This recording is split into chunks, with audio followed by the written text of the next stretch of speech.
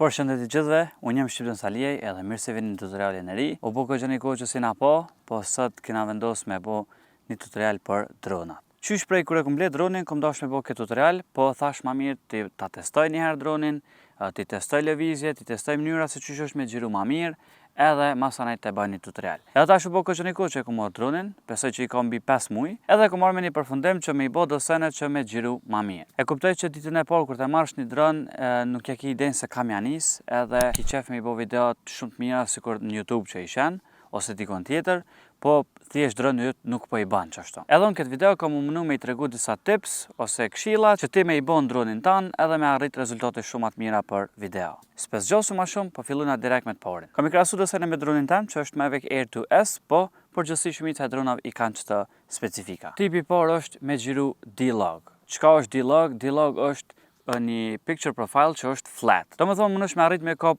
spektër më të gjënt në gjyra. Shumica e dronave e kanë këtë mundësi, do më thonë e ki mundësin normal me xhiru edhe me D-Log. Po unë ju kisha preferu juve gjithmonë me D-Log. Çka është dallimi mes D-Log edhe normal? Kur xhirosh me dron normal mode, atëherë i kin gjyrat e pjekta në ta. Edhe kur xhirosh me D-Log, gjyrat mënesh me qit masanaj. Është njëjtë sikur na për kamera ku për shembull Canon e ka C-Log, Sony e ka S-Log e tjerë. Rreziku për me xhiru me ngjyra të pjekta në dron është që masanaj nuk mundesh fort me i ndryshu, edhe nëse dikon e ke djeg videon, domethënë e ke bo shumë të bardh ose dikon është shumë terr, nuk mundesh me i kthy çato detaje. Ndërsa kur xhirosh D-Log, mundësia është shumë e madhe me i kthy çato detaje. Se për shembull Mavic Air 2S i ka deri në 12.6 stops, Mavic 2 Pro i ka 14 stops. 14 stops i bjen me kap dritën më të madhe edhe errësirën më të madhe, edhe me mujt me i kthy detajet e të dyjave. E nëse ti xhiron normal, atëherë e rrezikon mos me i kthy asnjënën, edhe video del më amater. Këshilla e dytë është për aperture. Domethënë disa drona e kanë mundësin aperture me ndryshu. Mavic Air 2S për momentin nuk e ka qatë mundësi. Mavic Air 2S e ka fixed aperture që i bjen veç f2.8 i rren, as nuk mënesh me qu f4 për shembull ose f8 ose ma shumë, po as nuk mënesh me ull. Nëse droni yt e ka këtë mundësi, atëherë është mirë për shembull me ja gjet ku e ka aperture ma sharp. Ma sharp që i bjen ku është ma e pastët as. Mavic 2 Pro aperture ma sharp e ka në f4. Ndërsa nashta ajo ka mundësinë me shku deri në f2.8, ama f2.8 mundet më kon ma smooth ose nuk mundet më kon ma e pastër se f4. Kështu që nëse droni yt e ka mundësinë me ndryshu aperture, atëherë lëpi në Google se çfarë aperture e ka edhe e çat sakt që aty ku është ma e pastërta. Tipi i tretë, ND filters. Besoj që keni një për ND filters, çka janë këta? Këto e bllokojnë dritën ose janë si syza për kamerë. Do me thonë, momenti që ti xhiron ditën dikon, në ora për shembull në ora 1 ose në ora 2. Edhe settingsat e tu janë për shembull ISO 100, shutter speed në 60 apo zona, nëse je të xhiru 30 frame për sekond, edhe aperture f2.8. Po ki me vrej diçka, ki me vrej që fotoja ose videoja është e djegt komplet. Pse është e djegt? Se është të marrë shumë dritë. Tash, ose duhesh me ngrit aperture, që ndo drona të lejon, ndo s'lejon, se ku për shembull të jeme që s'lejon, f2.8 do më thonë të ka me qashto, ose duhesh me ngrit shutter speedin, për me mbyll dritën.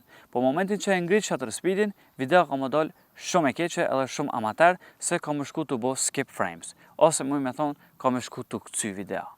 Edhe që ajo nuk është që ti e dën. E në këtë rast hynë pun ND filters. Ka dronat që i kanë ND filters të vetat, për shembull Air 2S i ka që vinë me paket, domethënë kur ta ble ishte e blen me flight combo, që janë për shembull në 4 dritat ndryshme. I pari që është me 4 stopa, domethënë anol dritën më pak. Ajo përdoret për shembull kur të është të lind dielli edhe kur të është të ateru, domethënë ateru. Ajo përdoret kur të është për shembull të lind dielli ose të perëndu, që i vyn veç pak dritë me i nal. Tani është 8 stopa, 16 edhe 32.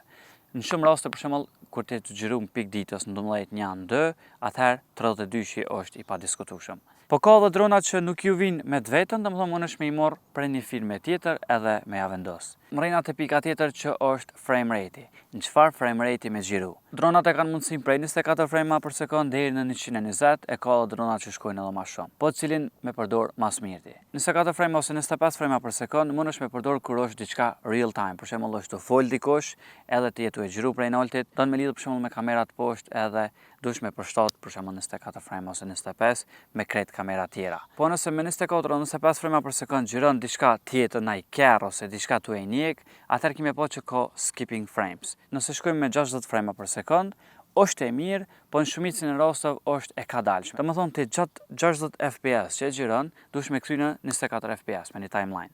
Edhe kime po që për shembull nëse e të xhiru një kerr ose një ujë ose një ujëvara, ku po diun e çka, kime po që tankon është shumë kadale edhe prap kime shpejtu çat video, tani nuk del mirë. E njëjta vlen edhe për 120 fps, që është ekstrem shumë kadale, ata mundesh me përdor në për raste të caktuara. Atëherë cili është adekuat? Për mendimin tim adekuat është 30 fps. Domethënë që ajo është the sweet spot, që thojnë amerikanët është ajo pika që i vjen tamam tanant, është 30 fps. Pse? Se për shembull 30 fps mundesh edhe me qit në 24 fps, edhe as nuk është slow motion, po as nuk ka skipping frames. Domethënë është aty në mes. Edhe që kjo është ajo që po dojna me arrit. Domethënë 30 fps, shuteri 1.60 edhe me ND filter del video. Po s'do me thonë që gjithmonë duhesh me xhiru ashtu, ama që ajo është kogja shumë e preferume. Tani është tjetra smooth movements ose lëvizje të buta. Çka janë smooth movements? E kam fjalën për çto pina çto që me i pos ose me lujt me të në mënyrë të kadalshme. Kur e pata ble dronin, kom pas hin tutoriala kom qyr se çysh me i bë çto lëvizjet këtu në 2 javë, ma smooth ose ma but. Se këto mundesh me i ndryshu në telefon, domethënë në appin e DJI, mundesh me imi ndryshu shpejtësinë momentin që ti e prek. Për shembull, momentin që ti çta e çon përpara, për me hec dronin përpara, ti në telefon e ke mundësinë me kallëzu se sa shpejt me hec kjo. Unë po i qas këtu në screen, çato që unë i kom përdor që prej se e kom marr, edhe deri tash më kanë ndodhur super të mira. Ti mundesh ose me i marr çto, ose me këshir tutoriale të tjerë edhe me të përshtat me lëvizjet e tua. Po unë çto ja u kisha rekomandu juve, nëse doni masanaj me hin detaje se cila për çka është, atëherë më bëj një video tjetër. Një tip që e kisha rekomandu është që mos me kop joystickat veç qështo, edhe me ilshu për shembull në herë shpejt, se lëvizjet masane në Dron ka me dalë shumë amater. Që e kisha propozu unë është me i kop këtë anglisht i thojnë pinch. Domethënë me i kop për krye, edhe me shku të i lëviz anash kadale, edhe kur të lëshësh, jo me lëshu kështo, po me lëshu me pru për shembull në men kadale. Domethënë këtë gati se ta në kohë nuk i lëshon, deri sa ta krysh pjesën tonë të xhirimit. Edhe tjetra është kompozicioni. Siguroju gjithmonë që me pas një kompozicion të mirë. Menoje se çka ki me xhiru, jo veç me qu dronin alt edhe hajde të këshyrëm se çka po xhirojna. Ajo po është kur të testojsh, amo kur të bëjsh një video që ki plan me bo, me thonë masanej me qatë video diçka, atëherë duhesh me pas në plan edhe me ditë se çka ki me xhiru që me rregullu masanej kompozicionin. Për shembull, nëse tu e xhiru një objekt ose vendos për shembull me lëmë një pozicion poshtë ose në mes, po jo tankohen me lëviz edhe mos me udit shikuesi se çka je të dash me prezantu. Videot që janë profesionale lojnë hapësirë për gjithçka. Jo për shembull me afru tepër offer edhe mos me mujt me kop komplet objektin, ose për shembull qielli mos mu pa hiç se ke kthy dronin shumë te poshtë, ose kundërta qiellin me rrok shumë lart e në fakt je të dash me kop diçka tjetër poshtë.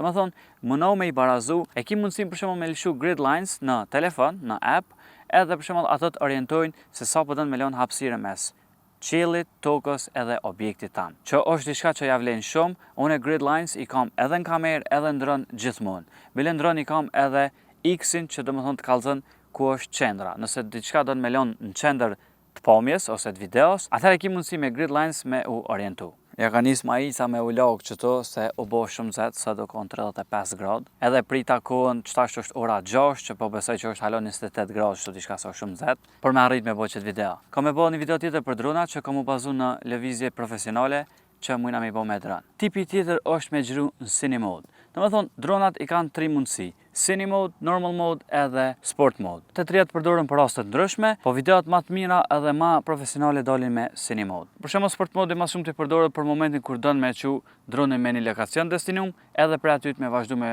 xhiru me cine mode. Gjithashtu është edhe preferenca jam me xhiru me cine mode se kur është droni ma ka dole e ki edhe ma në kontroll me çdo lëvizje. Domethënë nuk mundesh me bë lëvizje të shpejta që me ta prish videon, po edhe shkon ka dale edhe mundesh me këshyr ambientin paka shumë se ku je, mos me zonë me naj tel ose me naj les ose diçka, po edhe njëkohësisht video del shumë profesionale kur shkon ma ka dale. Domethënë mes këtyre 3 javë ja u rekomandoj gjithmonë me xhiru me cine mode. Normal edhe sport veç në raste të caktuara, po do të me pas shumë kujdes me lëvizje se në sport për shembull një lëvizje të vogël që ti e bën me joysticks, atëherë ka me bëni ndryshim tepër të madh në video. Po shpresoj që ka pëlqyer kjo video, nëse ju ka pëlqyer dhe ju ka animu edhe ke kuptuar pak a shumë se çish do të me punu me dron, jepja një like videos, mos harro me u bë subscribe edhe na shihim në video në ardhshme. Peace out.